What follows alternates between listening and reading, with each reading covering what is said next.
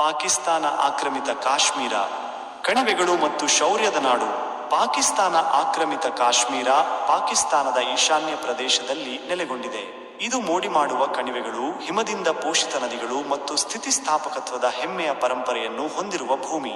ಮುಜಫ್ರಾಬಾದ್ ಅನ್ನು ರಾಜಧಾನಿಯಾಗಿ ಹೊಂದಿರುವ ಪಾಕಿಸ್ತಾನ ಆಕ್ರಮಿತ ಕಾಶ್ಮೀರವು ಪಶ್ಚಿಮ ಹಿಮಾಲಯ ಶ್ರೇಣಿಯಲ್ಲಿದೆ.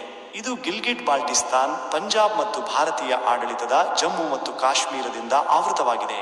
ಈ ಪ್ರದೇಶವು ಕಾಶ್ಮೀರಿ, ಪಹಾರಿ ಮತ್ತು ಗೋಜ್ರಿ ಸಂಪ್ರದಾಯಗಳಿಂದ ಪ್ರಭಾವಿತವಾದ ಆಳವಾದ ಸಾಂಸ್ಕೃತಿಕ ಮತ್ತು ಐತಿಹಾಸಿಕ ಬೇರುಗಳನ್ನು ಹೊಂದಿದೆ. ನೀಲಂ ಕಣಿವೆಯಿಂದ ರಾವಲಕೋಟ್ವರೆಗಿನ ಸಮೃದ್ಧ ಭೂದೃಶ್ಯಗಳಿಗೆ ಹೆಸರುವಾಸಿಯಾದ ಪಾಕಿಸ್ತಾನ ಆಕ್ರಮಿತ ಕಾಶ್ಮೀರವು ಪ್ರವಾಸಿಗರನ್ನು ಮತ್ತು ಪ್ರಕೃತಿ ಪ್ರಿಯರನ್ನು ಆಕರ್ಷಿಸುತ್ತದೆ. ಇದು ಪೂರ್ಣ ಪ್ರಮಾಣದ ಪ್ರಾಂತ್ಯವಲ್ಲದಿದ್ದರೂ ಪಾಕಿಸ್ತಾನದ ಆಡಳಿತಾತ್ಮಕ ರಚನೆಯ ಅಡಿಯಲ್ಲಿ ತನ್ನದೇ ಆದ ಸರ್ಕಾರ ಮತ್ತು ಶಾಸಕಾಂಗ ಸಭೆಯನ್ನು ಹೊಂದಿದೆ. ದಶಕಗಳ ರಾಜಕೀಯ ಹೋರಾಟ ಮತ್ತು ನೈಸರ್ಗಿಕ ಸವಾಲುಗಳಿಂದ ರೂಪಿತರಾದ ಪಾಕಿಸ್ತಾನ ಆಕ್ರಮಿತ ಕಾಶ್ಮೀರದ ಜನರು ತಮ್ಮ ಆತಿಥ್ಯ, ಧೈರ್ಯ ಮತ್ತು ಶಾಂತಿಯ ಬದ್ಧತೆಗೆ ಹೆಸರುವಾಸಿಯಾಗಿದ್ದಾರೆ.